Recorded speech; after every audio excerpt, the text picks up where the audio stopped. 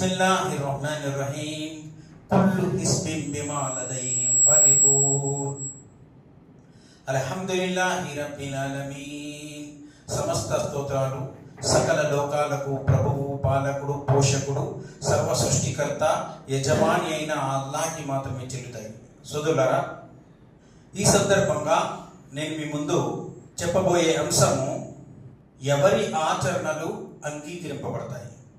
నేడు మన సమాజంలో ఇంకా ఈ పూర్తి దునియాలో అందరూ చెప్పేటువంటి ఏకైక మాట ఏంటి అంటే, ఆ అంతిమ దినాన మా ఆచరణలు మాత్రమే అంగీకరింపబడతాయి, మేము మాత్రమే ఆ అల్లా వద్దకు చేరుకుంటాము అని చెప్తారు. పెద్ద పెద్ద గ్రంథ పండితులు, జ్ఞానవంతులు, పెద్ద పెద్ద ఉలమాలు, అనేక జమాతులకి సంబంధించినటువంటి మస్జిదుల్లో ఎల్లప్పుడూ జరిగేటువంటి పెద్ద జగడా ఎప్పుడూ జరుగుతూ ఉంటుంది. అయితే మరి దీనికి సంబంధించి ఎన్ని వర్గాలైతే ప్రజలు ఉన్నారో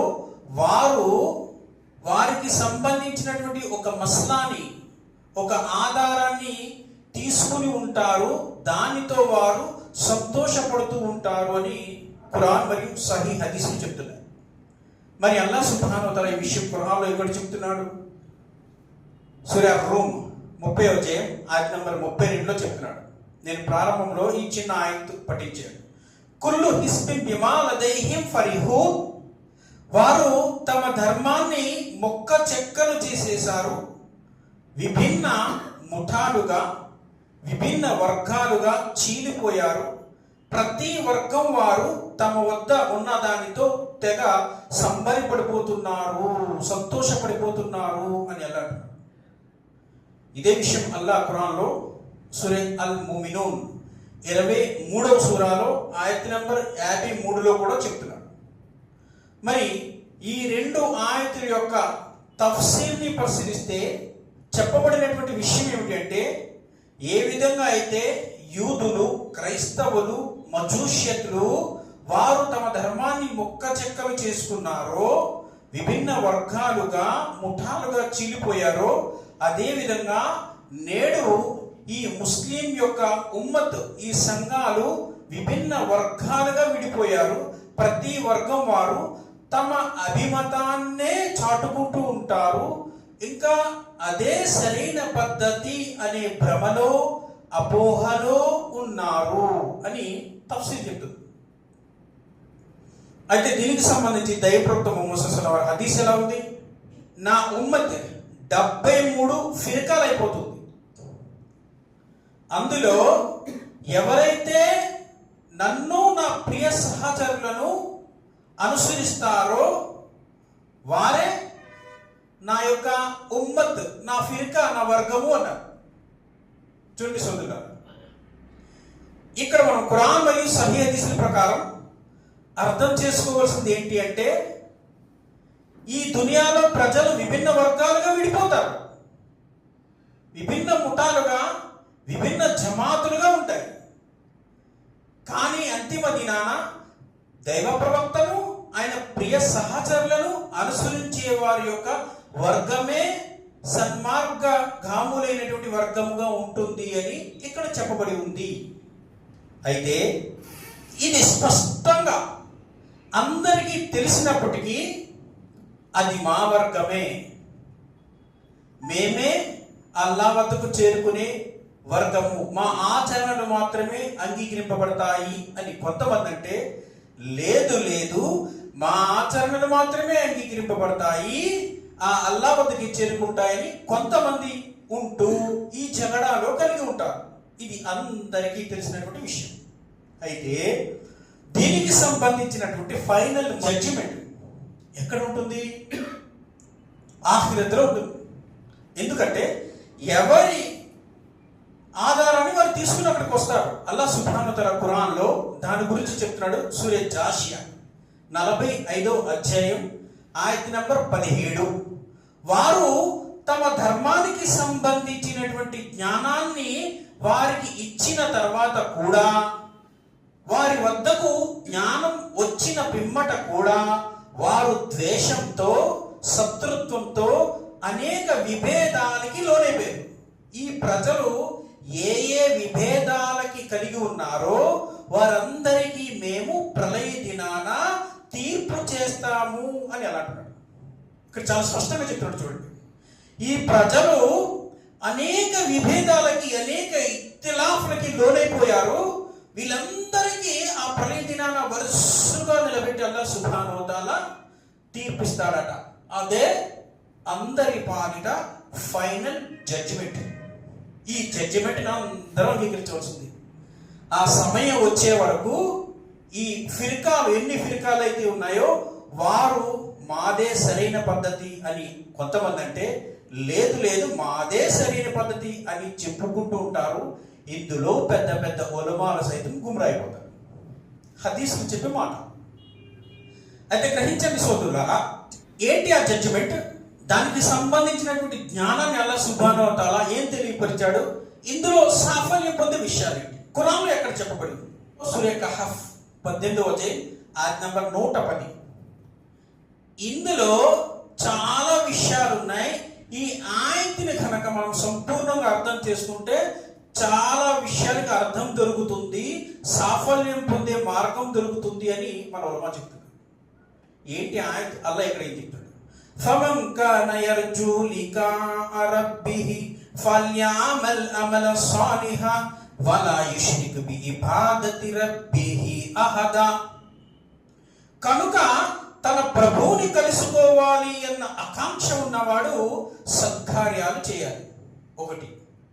రెండవది, ఆ అల్లాహ్కి, తన ప్రభువుకి వేరొకరికి భాగస్వామ్యాన్ని కల్పించకూడదు, షిర్క్ చేయకూడదు అని అలా అంటున్నాడు. ఇక్కడ రెండు ప్రధానమైనటువంటి విషయాలు అలా చెప్పాడు. ఎవరైతే తన ప్రభువుని కలుసుకోవాలని ఆకాంక్ష ఉంటుందో ఒకటి సత్కార్యాలు చేయాలి. అయితే ఇక్కడ జనరల్గా ఒక ప్రశ్న మనకి ఉత్పన్నమై ఉంటుంది. ఏంటి ఆ ప్రశ్న? చూడండి, ఎన్ని ఫిర్కాలైతే ఈ సమాజంలో ఉన్నాయో వాళ్ళందరూ కూడా సత్కార్యాలు చేసేవారే కదా. వాళ్ళందరూ నమాజులు ఆచరించేవారు, హజ్ చేసేవారు, రోజా పెట్టేవారు, సదకా చేసేవారు, జకాత్ ఇచ్చేవారు, అందరూ అల్హమ్దులిల్లా. ఇంకా వారిలో చాలా మంది షిర్క్ చేయని వారు ఉన్నారు. మరి ఇక్కడ జడ్జిమెంట్ ఈ ఆయత్ ప్రకారం ఎలా ఉంది? సత్కార్యాలు చేసేవారు, షిర్క్ చేయకుండా ఉండేవారు తమ ప్రభువును కలుసుకుంటారు. ఇక్కడ హదీస్ ఏంటి? 73 ఫిర్కాలుగా ఉంటారు. మరి ఇక్కడ ఒకే జమాత్కి జడ్జిమెంట్ రావట్లేదు కదా అనే ప్రశ్న ఇక్కడ ఉత్పన్నమై ఉంది. మరి దీనికి సంబంధించి ఆన్సర్ను మనం పరిశీలిస్తే ఈ ఆయతులోనే ఉంది. ఏంటి ఇక్కడ ఆయత్ ఏం చెప్పబడి ఉంది? ఫమన్ కాన యర్జూ లికాఅ రబ్బిహి ఫల్యఅమల్ అమల సాలిహ. అమలే సాలిహ్ అంటే దైవ ప్రవక్త ముహమ్మద్ సల్లల్లాహు అలైహి వసల్లం వారి యొక్క పద్ధతిలో, ఆయన యొక్క అనుసరణలో చేసేటువంటి సత్కార్యాలు. చూడండి, విభిన్న వర్గాలుగా ప్రజలు ఉన్నారు కదా. మరి వారిలో ఎంతమంది దైవ ప్రవక్త ముహమ్మద్ సల్లల్లాహు అలైహి వసల్లం వారి యొక్క పద్ధతిలో అనుసరణలు సత్కార్యాలు చేస్తున్నారు? ఈ ఆయత్తు దైవ ప్రవక్త ముహమ్మద్ సల్లల్లాహు అలైహి వసల్లం వారి యొక్క పద్ధతిలో చేసేవారి కోసం పంపబడింది. అల్హమ్దులిల్లాహ్, అవతరించింది అర్థం చేసుకోవడానికి. మరి ఎంతమంది దైవ ప్రవక్త ముహమ్మద్ సల్లల్లాహు అలైహి వసల్లం వారి యొక్క అనుసరణలో సత్కార్యాలు చేస్తున్నారు అంటే చాలా మంది దీంట్లో మనకు కనిపించరు. ఉదాహరణకి చూడండి, నమాజ్లోనే అనేక ఫిర్కాలు ఉన్నాయి, విభేదాలు ఉన్నాయి. ఒక్కొక్కరు ఒక్కొక్క విధమైనటువంటి నమాజ్ ఆచరిస్తుంటారు. దైవ ప్రవక్త ముహమ్మద్ సల్లల్లాహు అలైహి వసల్లం వారు ఏమన్నారు? సల్లు కమా రఅయ్తుమూని ఉసల్లి. నేను ఏ విధంగా అయితే నమాజు ఆచరిస్తున్నానో అది మీరు చూశారో అదే విధంగా నమాజు ఆచరించండి. సహీ హదీసులు ఎలా ఉన్నాయి దైవ ప్రవక్త ముహమ్మద్ సల్లల్లాహు అలైహి వసల్లం వారి యొక్క నమాజ్కు సంబంధించి అంటే చాలా హదీసులను మనం అర్థం చేసుకోవచ్చు. ఉదాహరణకి సహీ ముస్లిం హదీస్ నెంబర్ 896. వైల్ బిన్ హాజర్ రజియల్లాహు అన్హు వారి యొక్క రావి, దైవ ప్రవక్త ముహమ్మద్ సల్లల్లాహు అలైహి వసల్లం వారు కిబ్లాకి అభిముఖంగా నిలబడి ఆయన యొక్క 2 చేతులను భుజాల వరకు లేదా ఆయన యొక్క చెవుల వరకు ఎత్తి సమానంగా తక్బీరే తహరీం చేసేవారు. హదీస్ పూర్తి సనద్ ఉంది. అదేవిధంగా సహీ బుఖారీలో ఉంది, హదీస్ నెంబర్ 740. సహల్ బిన్ సఅద్ రజియల్లాహు అన్హు వారు ఉల్లేఖించినటువంటి హదీస్, ఆయన రావి హదీస్. దైవ ప్రవక్త ముహమ్మద్ సల్లల్లాహు వారు తక్బీరే తహరీం ఎక్కడ కట్టేవారు, రకాత్ ఎక్కడ కట్టేవారు అంటే ఆయన యొక్క ఛాతీ భాగంలో ఎడమ చేతి మణికట్టుపై ఇలా కుడి చేతి మణికట్టు పెట్టి ఛాతీ భాగంలో కట్టేవారు. ఛాతీ భాగం ఎక్కడ ఉంటుంది? ఈ బొడ్డు పైన ఉండేటువంటి భాగం అంతా ఛాతీ భాగం ఇక్కడ వరకు కట్టేవారు. హదీస్ పూర్తి సనదు. అదేవిధంగా సుననే తిర్మిజీ హదీస్ నెంబర్ 279. నమాజ్లో దైవప్రవక్త ముహమ్మద్ వారు సంపూర్ణంగా రుకు చేసేవారు, సంపూర్ణంగా సజ్దా చేసేవారు. హదీస్. అదేవిధంగా సుననే అబూ దావుద్ హదీస్ నెంబర్ 987, అబ్దుర్ రహమాన్ అల్ మావి రజియల్లాహు అన్హు వారి యొక్క హదీస్. దైవప్రవక్త ముహమ్మద్ వారు తష్హద్లో కూర్చున్నప్పుడు ఆయన యొక్క చూపుడు వేలును తర్వాత వేలుపై కొట్టేవారు. శైతాన్ యొక్క ప్రేరణ నుంచి కాపాడుకునేటువంటి ఒక మార్గము అని చెప్పారు. అదేవిధంగా దేవుడు చెప్తారు, సహీ బుఖారీ, సహీ ముస్లిం, బైహాకి హదీస్. ఇది హదీస్ నెంబర్ 736.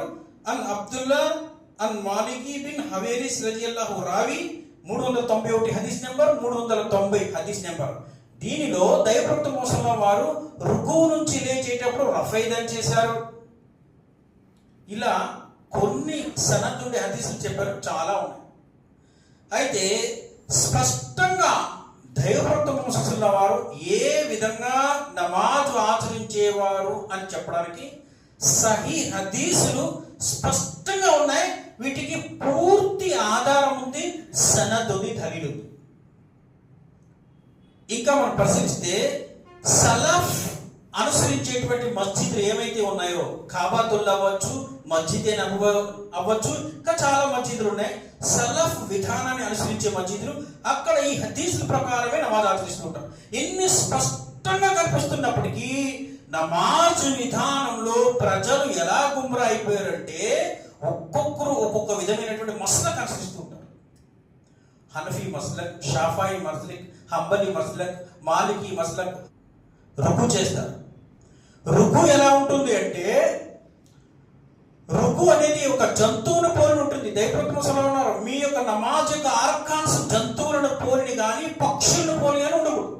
సజ్దా చేస్తారు. ఏ విధంగా అయితే ఒక పక్షి అక్కడ ఉండేటువంటి గింజలను కొట్టుకుని తింటుందో అదే విధంగా. ఇవి దైవప్రవక్త ముహమ్మద్ వారి యొక్క విధానాలు కావు ఏవి కూడా. అందుకే ఇక్కడ చెప్పబడింది ఏంటంటే, దైవ ప్రవక్త ముహమ్మద్ సల్లల్లాహు వారి యొక్క షరియత్, ఆయన పద్ధతిలో సత్కార్యాలు చేస్తే అంగీకరింపబడతాయని చెప్పడం. అల్లామా ఇబ్నే కసీర్ రహిమహుల్లాహ్ వారు చెప్తున్నారు, కుల్ మన్ అబదల్లాహ్ అలా గైరి షరియాతి ముహమ్మద్. చాలా మంది, ఎంతమంది అయితే, ఎన్ని వర్గాలైతే ప్రజలు ఉన్నారో వాళ్ళందరూ కూడా నమాజ్ ఆచరిస్తూ ఉంటారు. కానీ దైవ ప్రవక్త ముహమ్మద్ సల్లల్లాహు అలైహి వారి యొక్క షరియత్ పై చేయరు. షరియత్ పై అంటే ఆయన విధానంపై నమాజు ఆచరించే వారికి వారి యొక్క సత్కార్యాలు అంగీకరింపబడతాయి. ఎవరైతే దైవ ప్రవక్త ఆచరణలో సత్కార్యాలు ఉండవో వారి యొక్క ఆచరణలో అంగీకరింపబడవు. ఇది అల్లామా ఇబ్నే కసీర్ రహిమహుల్లాహ్ వారు చెప్పినటువంటి మాట. కాబట్టి సోదరులారా, మనం అర్థం చేసుకోవాలి మన ఆచరణ ఎలా ఉంది, దైవ ప్రవక్త అనుసరించి ఉందా లేదా. ఒక్క నమాజ్ గురించే కాదు, చాలా ఉన్నాయి. దైవ ప్రవక్త ముహమ్మద్ సల్లల్లాహు అలైహి వారు చేయనటువంటి ఆచరణలు చాలా ఉన్నాయి. ఉదాహరణకు మిలాదున్ నబీ, దైవ ప్రవక్త ముహమ్మద్ సల్లల్లాహు వారి యొక్క పుట్టినరోజు. మరి దైవ ప్రవక్త ముహమ్మద్ సల్లల్లాహు వారి జీవిత కాలంలో ఎప్పుడైనా ఆయన పుట్టినరోజు చేసుకున్నారా? ఆయన 63 సంవత్సరంలో కాల వ్యవధిలో ఎక్కడ పుట్టినరోజు చేసుకున్నట్టు సహీ హదీస్ లేదు, జైఫ్ హదీస్ కూడా లేదు. సహబాలు, దైవ ప్రవక్త నలుగురు కుమార్తెలు, ఫాతిమా, రుకియా, జైనబ్, ఉమ్మే కుల్సుమ్ రజియల్లాహు అన్హామా, నలుగురు కుమార్తెలు. దైవ ప్రవక్త ఏ కుమార్తెకి పుట్టినరోజు చేయలేదు, చనిపోయినటువంటి రోజు కూడా చేయలేదు. చరిత్రలో చాలా క్లియర్గా ఉన్నాయి. ఆయన ఈ రోజు సహాబాలు గడిచారు, తాబాయిలు గడిచారు, ఖలీఫాలు గడిచారు, తాబాయిలు గడిచారు. ఎవరు ఈ ఆచరణ చేయలేదు. చాలా మంది ఈ ఆచరణ గొప్ప కార్యంగా, మహాకార్యంగా చేస్తున్నారు. మరి ఇది దైవప్రవక్త వారి ఆచరణ. ఆషికే రసూల్. ఎందుకంటే ఆషికే రసూల్ అంటారు. ఏంటి నీకు ప్రాబ్లం? మేము దైవప్రవక్తను ప్రేమిస్తే ఏంటి నీకు ప్రాబ్లం? అభిమానిస్తే ఏంటి నీకు ప్రాబ్లం? ఇలా అడిగేవారు, రివర్స్గా అడిగేవారు, తగాదా చేసేవారు కూడా చాలా మంది ఉన్నారు. అసలు ఆషికే రసూల్ అంటే ఏంటి అసలు తెలుసా? దానికి అర్థం దైవ ప్రవక్త యొక్క మాటను, ఆయన యొక్క సున్నతిని ప్రేమించడం అంటారు. ఎందుకంటే దైవప్రవక్త మన ఎదురుకుండా ఉన్నారు అప్పుడు ప్రేమించడానికి లేదు కదా. ఆయన మాటను, ఆయన సున్నతిని ప్రేమించడమే ఆషికే రసూల్ అంటారు. ఏంటి ఆయన మాట? నేను ఏ విధంగా అయితే నమాజు చదువుతుండగా మీరు చూశారో అదే విధంగా నమాజ్ చదవండి. సల్లు కమా రఅయ్తుమూ ఉసల్లి. మరి అదే విధంగా నమాజ్ ఆచరిస్తున్నామా? గడ్డము నా యొక్క సున్నత్ ఆచరణ. మరి గడ్డం తీసేస్తున్నారేంటి? ఏది దీంట్లో ఆషికే రసూల్? ఎవరి వస్త్రం అయితే చీలమంట కిందకి వెళ్ళిపోద్దో, పాదం కిందకి, ఆ కాలు నరకాగ్నిలో ఉంటుంది అన్నారు. ఆ కాలు నరకాగ్నిలో ఉంటుంది. మరి ఎంతమంది దీన్ని ఆచరిస్తున్నారు? చీలమంట పైకి ఎంతమంది బట్టలు తొడుగుతున్నారు? తెలిసి కూడా చాలా మంది చేసేవారు ఉన్నారు. ప్రవక్తను ప్రేమించడం అంటే ఆయన యొక్క మాటను, ఆయన యొక్క సున్నతిని ఉన్నట్టు ప్రేమించడాన్నే దైవ ప్రవక్తను ప్రేమించడం అంట. కాబట్టి సోదరులారా, ఈ విషయాన్ని అర్థం చేసుకోవాలి. ఇంకా మనం పరిశీలిస్తే ఇది ఒకటే కాదండి, చాలా ఉన్నాయి ఇస్లాంలో బిదాత్ మరి షిర్క్తో కూడుకున్నవి. మొహర్రం పెద్ద బిదాత్ షిర్క్. ప్రవక్త ముహమ్మద్ సల్లల్లాహు అలైహి వారు మొహర్రంలో 9, 10 లేదా 10, 11 మీరు రోజా పెట్టండి. రోజా పెట్టండి అంటే అదే రోజున మన వాళ్ళు ఏం చేస్తూ ఉంటారంటే మస్జిద్లో పాయాసం పంచుతూ ఉంటారు. తబ్రూక్. ఏంటిది? బిదాత్ కాదా? ఇంకా షియా వాళ్ళైతే భయంకరమైన షిర్క్ చేస్తారు. అదే షబే బరాత్, షాబాన్ యొక్క 15వ తారీఖు చేస్తారు. పెద్దల పండుగ అసలు ఇస్లాంలో ఉందా చెప్పండి? ఆ రోజుని చనిపోయిన వాళ్ళు ఏ పదార్థాలు అయితే తింటారో వాటిని అన్నిటినీ తయారు చేసి మూలన పెట్టి వాళ్ళని పిలుస్తారు. అసలు ఏంటి? ఆత్మలు వస్తాయా? ఆత్మలు వస్తాయా? ఇంకా పాత ఆత్మలు, కొత్త ఆత్మలు ఆ రోజు కలుస్తారు. అంటే పాతగా చచ్చిపోయిన వాళ్ళు, కొత్తగా చచ్చిపోయిన వాళ్ళు ఆ సంవత్సరంలో కలుస్తారంటే పెద్ద మూఢనమ్మకం. వస్తారు, వాళ్ళు పెట్టిన పదార్థాలు తింటారు, వారి కోసం దువా చేస్తారు, కబర్స్థానికి వెళ్ళిపోతారు, వాళ్ళు కూడా వీళ్ళు కబర్స్థానికి వెళ్ళి దువా చేస్తారు, అక్కడ శుభం జరుగుతుంది. పెద్ద బిదాతు షిర్క్. చూడండి, ఈ షిర్క్ బిదాతులు చేసే వాళ్ళందరూ కూడా ఫైనల్ జడ్జిమెంట్కి వస్తారు. ఎక్కడ చెప్పే విషయం ఇది. ఎందుకంటే అందరూ కూడా సత్కార్యమే చేస్తున్నారు. వారి యొక్క భావనలో సత్కార్యం. ఫైనల్ జడ్జిమెంట్కి వస్తారు. అల్లాహ్ సుబ్హానహు వ తఆలా ఖురాన్లో అందుకే ముందుగా చెప్తున్నాడు. ఏంటి? యా అయ్యుహల్లజీనా ఆమను అతిఉల్లాహ వ అతిఉర్ రసూల వలా తుబ్తిలు అమాలకుం.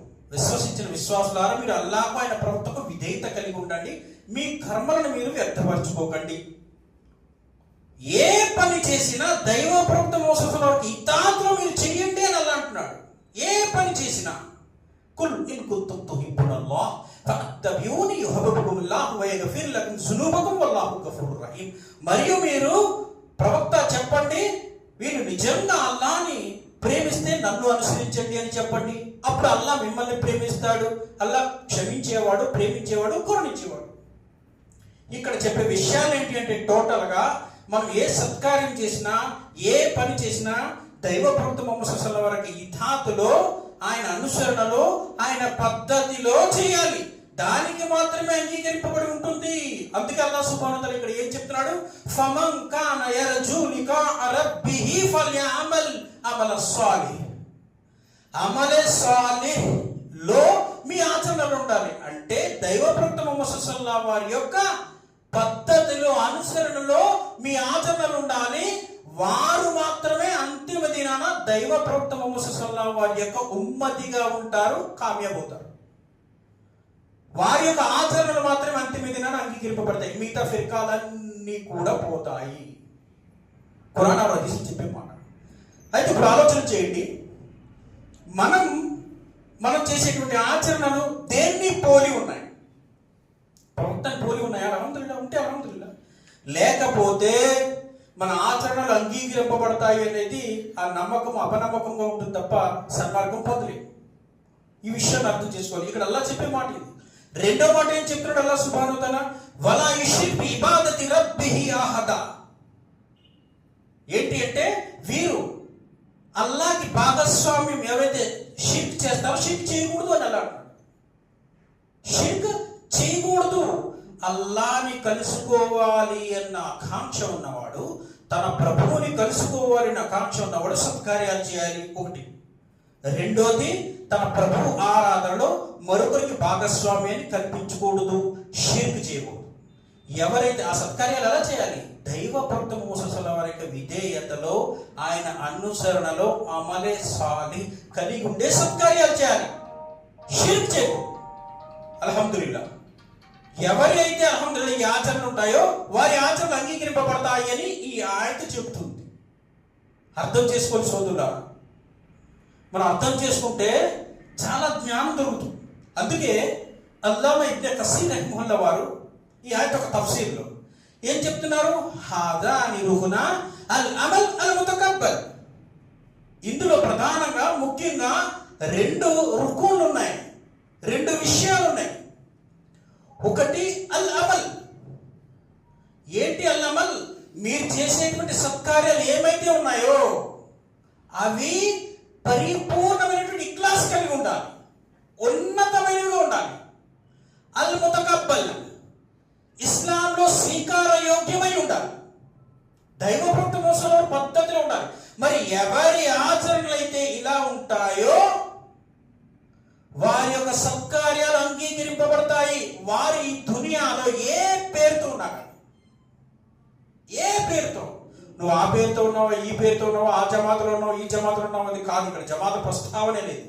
ఈయన చెప్పే మాట ఏంటంటే ఈ రెండు ఉంటే, ఈ రెండు ముఖ్యంగా ఉంటే అల్హమ్దులిల్లా వారి యొక్క సత్కార్యాలు అంగీకరింపబడతాయి అంటున్నారు. ఇప్పుడు మనకి ఇవి ఉన్నాయా లేవా?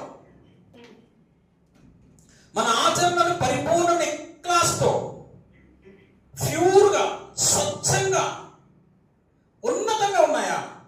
దైవభక్త వంశస్థల వరకు విధేయతలో ఉన్నాయా? ఇస్లాంలో అంగీకార యోగ్యం అవుతున్నాయా? ఈ రెండు ప్రధానమైనవి ఉంటే వీటిని చూసుకోవాలి. అల్హమ్దులిల్లా ఉంటే వారి ఆచరణ అంగీకరింపబడతాయి అన్నారు. చూడండి సోదరులారా, ఇస్లాంలో అసలు ప్రధానంగా మనం జ్ఞానాన్ని హాసిల్ చేయాలి. జ్ఞానం హాసిల్ చేయకపోతే గుమరైపోతుంది. జ్ఞానాన్ని హాసిల్ చేసేటువంటి మంచి గ్రంథాలు అల్హమ్దులిల్లా మన ఉలమా మన ముందు పెట్టారు. ఏంటి అంటే తెలుసు, అది ఒకటి అఫ్సలుల్ బయాన్, వ్యాఖ్యానం ఖురాన్ చదవాలి. రెండోది దీనికి సంబంధించి అల్లామా ఇబ్నే కసీర్ రహిమహుల్లా వారి యొక్క తఫ్సీర్ ఉంటుంది, వీటిని చదవాలి. ఇందులో అల్హమ్దులిల్లా సంపూర్ణమైనటువంటి జ్ఞానం ఉంది.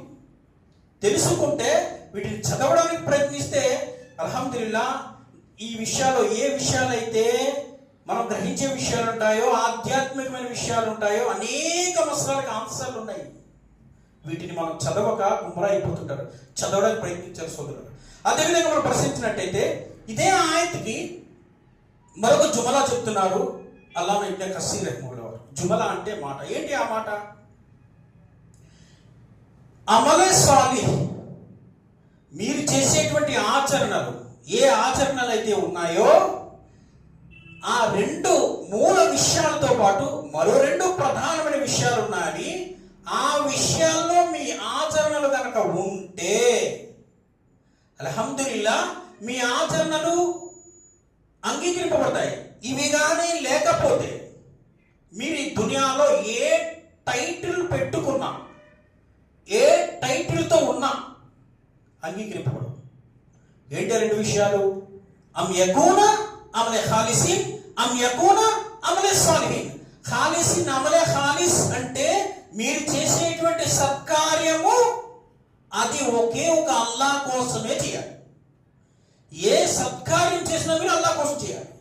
మరియు అమలే సాలిహ్, దైవభక్త ముహమ్మద్ సల్లల్లాహు వారి యొక్క విధేయతలో, ఆయన పద్ధతిలో చేయాలి. ఈ రెండు విషయాలు మీ ఆచరణలు ఈ రెండు విషయాల్లో ఉండాలి. ఉంటే అల్హమ్దులిల్లా మీ సత్కార్యాలు అంగీకరింపబడతాయి. అంతిమేటినా లేదంటే ఈ దునియాలో మీరు ఏ పేరుతో ఉన్నా, మీకు ఎంత పెద్ద పేరున్నా, ఎంత వెనకాల మీకు ఎంత పెద్ద లకాబు ఉన్నా, పెద్ద గడ్డ ఉన్నా, మీరు హజ్ చేసినా ఏం చేసినా అంగీకరింపబడవు. ఈ మాట కూడా అల్లామా ఇబ్నే కసీర్ రహిమహుల్లాహ్ వారు చెప్తున్నారు. మనం అర్థం చేసుకోవాలి సోదరులారా. అయితే ఎందుకంటే చాలా మంది దునియాలో సత్కార్యాలు చేస్తూ ఉంటారు.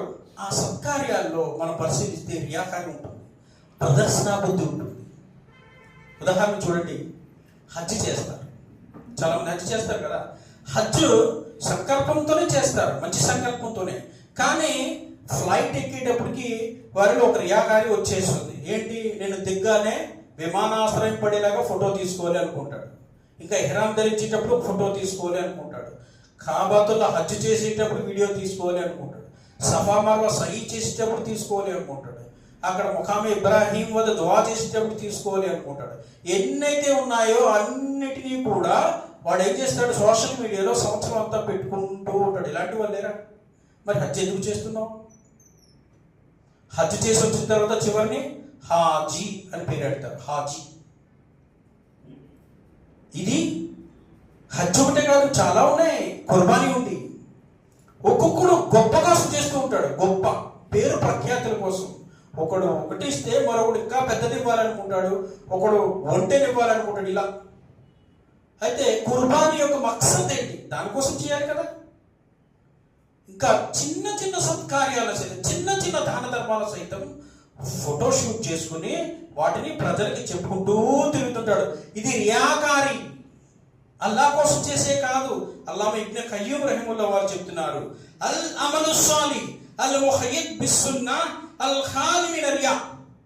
దైవప్రవక్త ముహమ్మద్ సల్లల్లాహు వారి యొక్క సున్నతిలో పద్ధతి ప్రకారం చేసేటువంటి ఆచరణలో రియాకారి ఉండకూడదు.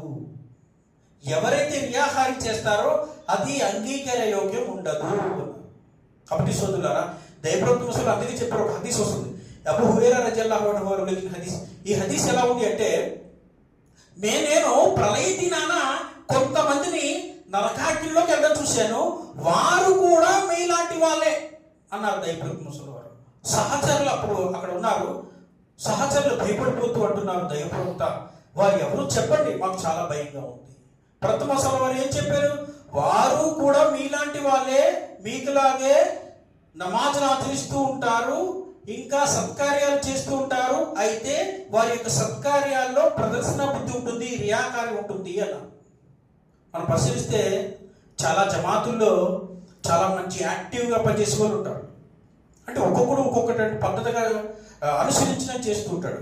ఒకడు జమాత్లో చాలా యాక్టివ్గా ఉంటాడు, ఇంకా చాలా ఊర్లు తిరుగుతూ ఉంటాడు, దావా ప్రోగ్రాంలో చాలా ముందు ఉంటూ ఉంటాడు, ఇంకా చాలా చాలా విషయాలు, చాలా మంచి విషయాలు చేయడానికి, లేదంటే ఏయో విషయాలు చేయడానికి, జమాత్ ఒక తాటిపై నిలబడడానికి రకరకాలుగా చేయడానికి ప్రయత్నిస్తూ ఉంటాడు. ఎందుకు అంటే కొంతమందికి ఒక్కొక్క సంకల్పం ఉంటుంది. ఒకరు జమాత్ గుర్తించడానికి చేస్తూ ఉంటారు, ఒకరు వాడికి ఇచ్చినటువంటి పోస్ట్ కోసం చేస్తూ ఉంటాడు, ఒకడు జిల్లాలో గొప్ప పేరు ప్రఖ్యాతులు రావాలని చేస్తుంటాడు, ఒకడు స్టేట్లోనే రాష్ట్రీయంగానే గొప్ప పేరు రావాలని ప్రయత్నిస్తూ ఉంటాడు. ఒక్కొక్క సంకల్పం చేస్తూ ఉంటాడు. అయితే ఒకడికి పోస్ట్ ఉంటుంది, ఏవో పరిస్థితుల వల్ల అది తీసేసారనుకోండి, ఆడికి పని చేయడు. ఎవరి కోసం చేస్తున్నావు పనులు? మనం అల్లాహ్ కోసం చేయాలి. నువ్వు పదవి కోసమే చేస్తే, ఇంకా కొన్ని జమాతులు ఉన్నాయండి, అవి ఏంటంటే పనులు చేస్తే పోస్ట్ ఇస్తారు, లేకపోతే లేదు. అంటే పోస్ట్ కోసం పని చేస్తూ ఉంటారు, పేరు ప్రఖ్యాతుల కోసం. ఇది అమలే ఖాలిస్ కాదు, రియాకారి అవుతుంది. అమలే ఖాలిస్ అంటే నువ్వు ఏ స్థితిలో ఉన్నా, ఏ స్థాయిలో ఉన్నా, ప్రతి ఆచరణ కూడా దైవప్రవక్త ముహమ్మద్ సల్లల్లాహు అలైహి వసల్లం పద్ధతిలో అల్లాహ్ కోసం చేయాలి. మనం చేసే ఆచరణ అల్లాహ్ కోసం చేస్తే అది అంగీకరింపబడుతుంది, లేకపోతే లేదు. ఇది ఎవరు చెప్పిన మాట? అల్లామా ఇబ్నే కసీర్ రహిమహుల్లాహ్ వారు చెప్పినటువంటి మాట. కాబట్టి సోదరులారా, ఈ విషయాన్ని మనం అర్థం చేసుకోవాలి. అయితే మనలో ఒక జనరల్గా ఒక మాట, ఒక ప్రశ్న వస్తూ ఉంటుంది, ఏంటి ఇవన్నీ కూడా, ఇవన్నీ చేయాలంటే చాలా కష్టంతో కూడుకున్నటువంటి పనులు, ఇవన్నీ అవసరమా? కాలానికి అనుగుణంగా మనం పోవాలి.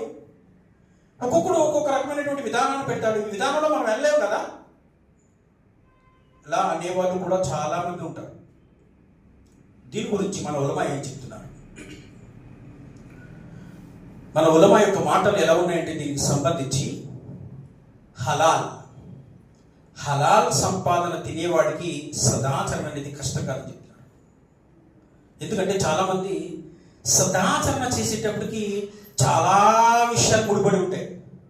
ఇక్కడ ఉలమా చెప్పే మాట ఏంటంటే హలాల్ సంపాదన తినేవాడికి సదాచరణ చాలా సులువైనది. ఎవడైతే హరాం తింటూ ఉంటాడో వాడికి సదాచరణ చాలా కష్టమైంది అన్నారు. అందుకే దీనికి ఉదాహరణగా చెప్తున్నారు. చాలా మంది నమాజులు ఆచరించాలి అనుకుంటారు, నమాజ్ ఆచరించలేరు. హజ్ చేయాలి అనుకుంటారు, హజ్ చేయలేరు. రోజా పెట్టాలి అనుకుంటారు, రోజా పెట్టలేరు. సత్కార్యాలు చేయాలనుకుంటారు, సత్కార్యాలు చేయలేరు. కనీసం ఫజర్ నమాజ్కి కూడా లెగాలనుకుంటారు, లెగలేరు. కారణం ఏంటంటే వాడి యొక్క హరాం సంపాదన, ఆ సంపాదనతో వాడి యొక్క పొట్ట నింపుకోవడం, ఈ పొట్ట వాడిని సత్కార్యాలు చేయనివ్వదు అన్నారు. హరాం సంపాదన ఉంటే ఈ అల్లాహ్ సుబ్హానహు వ తఆలా ఏ విషయాలైతే మీకు ఖురాన్లో చెప్పాడో, దైవప్రవక్త ముహమ్మద్ సల్లల్లాహు అలైహి వసల్లం ఏ విషయాలైతే చెప్పారో, అంతిమ దినాన సాఫల్యం పొందే విషయాలు, సత్కార్యాలు అంగీకరించే విషయాలు, మన ఆచరణలు ఆమోదించే విషయాలు చేయలేరు హరాం సంపాదన ఎవరైతే. హలాల్ సంపాదన తినేవారికి అల్హమ్దులిల్లాహ్ ఇవన్నీ కూడా సులువైపోతాయి. అందుకే అల్లాహ్ సుబ్హానహు వ తఆలా ఖురాన్లో సూరే అల్ ముమినూన్ 23వ సూర ఆయత్ నంబర్ 51లో దైవ ప్రవక్తలకు సైతం మీరు హలాల్ సంపాదన తినండి, పరిశుద్ధమైనటువంటి వస్తువులు తినండి, సదాచరణ చేయండి అన్నాడు. యా అయ్యుహ రసూలు కులు మినత్ తయ్యిబాతి వ అమల సాలిహ్ అని అల్లాహ్ సుబ్హానహు వ తఆలా ఓ ప్రవక్తలారా మీరు పరిశుద్ధ వస్తువులు తినండి, సదాచరణ చేయండి అని చెప్పినటువంటి మాట ఇక్కడ చెప్పడం జరిగింది.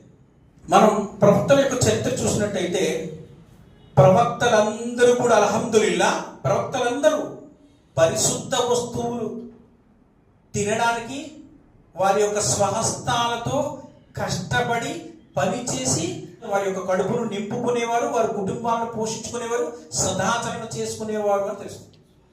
ప్రతి ప్రవక్త కూడా. దావూద్ అలైహిస్సలాం యొక్క చరిత్ర చూడు. దావూద్ అలైహిస్సలాం వారు ఆయన ఇనుము పని చేసేవారంట. ఇనుము పని, ఐరన్ పని, ప్రజలకు అవసరమైనటువంటి వస్తువులను తయారు చేసేవారు. తయారు చేసి వాటిని ప్రజలకు అమ్మి అల్హమ్దులిల్లాహ్ ఆ సంపదతో దావూద్ అలైహిస్సలాం వారు తినేవారు. హలాల్ సంపాదన, హలాల్ తినేవారు, సదాచరణ చేసేవారు. ఇంకా మనం పరిశీలించినట్టయితే మూసా అలైహిస్సలాం వారు అల్హమ్దులిల్లాహ్ మూసా అలైహిస్సలాం వారు గొర్రెలు మేపేవారు. ఆ సంపాదనతో అల్హమ్దులిల్లాహ్ ఆయన తన కుటుంబాన్ని పోషించేవారు. దైవప్రవక్త ముహమ్మద్ వారు కూడా గొర్రెలు మేపేవారు, తిజారత్కి వెళ్ళేవారు, హలాల్ సంపాదన తెచ్చేవారు, సంపాదనతో కుటుంబాన్ని పోషించేవారు, సదాచరణ చేసేవారు. ఇక్కడ సదాచరణకి హలాల్ సంపాదనకి ఉండే లింక్ ఏంటి అంటే ఎవరైతే హలాల్ సంపాదన ఉంటుందో, ధర్మ సంఘటన సంపాదన ఉంటుందో అల్హమ్దులిల్లాహ్ వారి యొక్క ధర్మ సంఘటన సంపాదన సదాచరణని ప్రోత్సహిస్తుందంట. ఎవరైతే సదాచరణ చేస్తూ ఉంటారో ఆ ఆచరణ ధర్మ సంఘటన ప్రోత్సహిస్తుంది అన్నారు. దైవప్రవక్త ముహమ్మద్ వారు ఒక హదీస్లో చెప్తున్నారు. ఏంటి హదీస్ అంటే హరాం సంపాదన తింటూ ఎవరైతే సదాచరణ చేస్తారో వారి ఆచరణలు అంగీకరింపబడవు. వారి ఆచరణలు అంగీకరింపబడదు.